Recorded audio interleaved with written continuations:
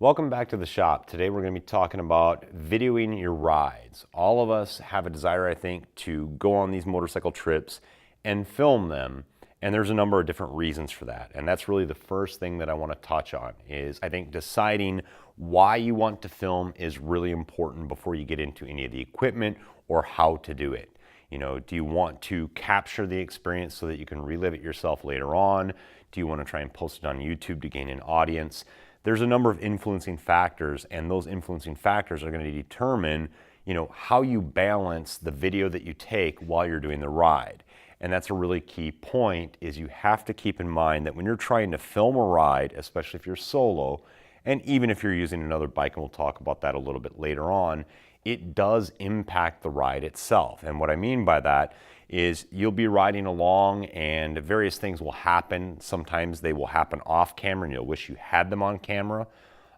Sometimes you'll want to capture scenery, so that's going to require you to stop.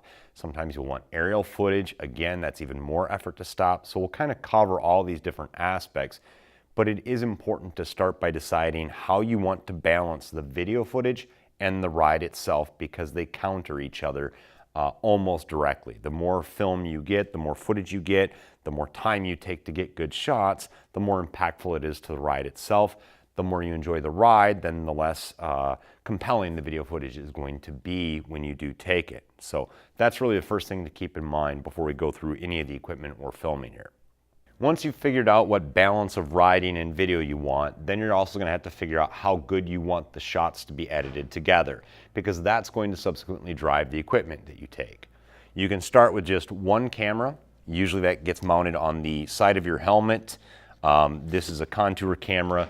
When you do that externally, then essentially what you're going to find is that you only have one angle. It's always facing forward, seeing what you're seeing.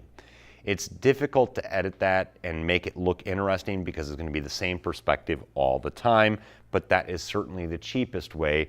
And then what I would do there is just when you stop, try to use that one camera, set your helmet up on top of the bike, point it at something interesting, and be sure to leave it stable for a period of time so you can start to get some scenery shots and things like that. And that's a good way to get started with just one camera.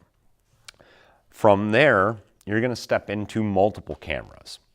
Whenever I start to run multiple cameras, then I put a swivel mount on the top of the helmet so that I can use that second camera for a number of different angles. So I can slide this on here. And then from there, this is a rotating mount, so I can turn it to the right, turn it to the left, or face it backwards. That really starts to enhance the video because you get at least a second perspective, and you can play around with turning it to the right to get kind of more of a rolling shot like that. You can point it to the back so you can cut from front to back.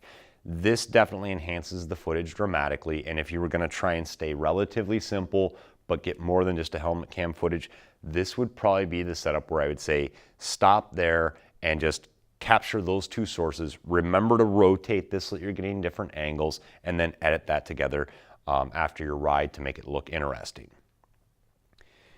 I actually run 3 of these cameras usually, and there's a couple of reasons why I do that. So number one is it gives me yet a third angle. So I usually mount this one on the motorcycle itself, pointing backwards. It picks up a lot more of the exhaust notes, so you're getting a different input feed for your sound and your audio, which tends to bring out more of the acceleration of the motorcycle. However, there's a second reason why I run multiple cameras, and that is a combination of battery and storage. You can carry extra SD cards and things like that. That's certainly an option, but they're micro SD cards that can get lost really easily. So I don't personally do that, and I try to avoid it. Instead, what I'll do is I'll run one camera for a period of time, then run another camera for a period of time, and then run the third camera for a period of time. And then I'll try to pull that footage in if I need to clear the cards out. So that way I can just keep the SD cards in the cameras and just keep recharging them at the campsite overnight or something along those lines. From there, the next unit that I added to my arsenal was this SENA unit, and I actually purchased it originally more for the communication device, but then started using it extensively for the video. And the primary reason for that is twofold. One, the microphone that's in the helmet, which allows the communications, is a great source of audio. Nothing conveys the story like hearing your reaction to something the moment that it happens. It's very difficult to go in afterwards and do voiceovers or anything like that that really do justice to the experience that you were having at the moment you did. I've had situations where I've almost hit deer, and so your gasping or your reaction to that, that's going to be caught right at the moment that you have it happen, and it's going to be far more authentic than trying to voice it over afterwards. The other thing is it allows me to kind of narrate as I'm going along, and I find that a lot easier way to remember the trip versus trying to go back through the video afterwards and recall everything that happened, and again, try to do a voiceover or something along those lines. If you haven't seen it, I'll try to put the link up top, or the link down below and the card up top for the video that I did where I did a lot of narration on this device, so you can take a look at that too. The other key thing that I really like about this unit is it has a rolling record feature. And basically what that does is it means the camera is going to constantly run and keep recording over itself. But then this top button here will allow you to capture when something interesting happens, and it will go back 1 minute, carry the 1 minute after that, and then the following 1 minute. And that is extremely helpful for when unexpected things happen and you're not anticipating them. That basically allows you to just go on your ride and not think about it, and then wait until after that event occurs that you want to capture on film and hit the button to record it. And two things that really helps with. The first is obviously the storage. You're not eating up as much storage on the device itself. Secondly, your editing time after you're done to try and find those interesting things that happen. It's far easier when you're dealing with smaller clips. One other thing to consider with this SENA unit is that because it does do communication and video at the same time, the battery life can be relatively short. So to address that, what you're going to need to do, especially if you want to use that rolling record feature, is you're going to need to invest in something like this, a aftermarket lithium-ion battery pack. They usually charge through USB. Then, of course, to keep all of this equipment charged, if you're doing campsites and things like that, what you're going to need to do is get this guy plugged in during the day, use it as auxiliary power, or recharge it overnight at the campsite. So you want to take that guy and all the corresponding cables that allow you to charge that off of the motorcycle while you're riding along. So usually what I'll do is I'll run this attached to the camera for a period of time, then I'll take it off and I'll put it in the bag and let it recharge so that I constantly can keep that rolling record feature going. Another critical point is that you should try to stay with as few variations of the adapters as possible. You know, you don't want to be carrying too many cables like this where, you know, mini USB, micro USB. What I've found is so far I've been able to get by with just a small adapter, and you can buy these on Amazon. It's essentially one plug that has the iPhone adapter and also a mini or a micro USB which charges all of these devices. So try to keep as few cables and chargers and all these type of things as possible because you've got a lot of equipment that you're trying to take with you on the motorcycle. Lastly, and probably the one that gets the most attention, lots of comments about drone footage. And this is probably my third or fourth drone. Again, one of the biggest challenges with trying to get drone footage while you're on a motorcycle is trying to carry the drone with you. That's one of the reasons why I invested this one. It is the DJI Mavic Pro. It folds up, so that makes it much easier to tuck away into the camera bag with the extra batteries and take it with you. Certainly nothing gets more compelling shots like a drone. However, there are some things to keep in mind. Most people think that, great, I just go and get a drone and, you know, this one has a follow me feature. I just quickly throw it up in the air and it just follows me along and records. It's really not that simple. There are a lot of no-fly zones. The software will put geofences around this thing and not allow you to fly at different places. So you're gonna have to keep that in mind when you start thinking about adding a drone. They're also, you know, relatively expensive. This one in particular was about $1,000 with the Fly More package. So you're really starting to add up costs at that point in time. But again, it is the only thing that will get that footage. If you are taking it with you, you really have to start to consider now the investment that you're making here and how to protect it. This is one of the primary reasons why I run hard luggage. There's a lot of disadvantages to running hard luggage. But if you're running something like this, it's hard to justify taking the risk with packing that into soft luggage, dropping the bike, and then damaging, you know, such an expensive investment there.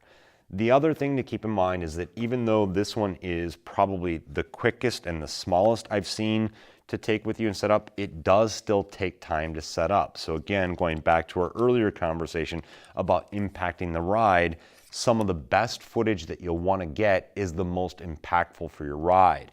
Again, because of the investment cost, you're going to want to keep this in a hard bag. So now what you have to do is you have to stop someplace that you have a scenic view that you want to capture.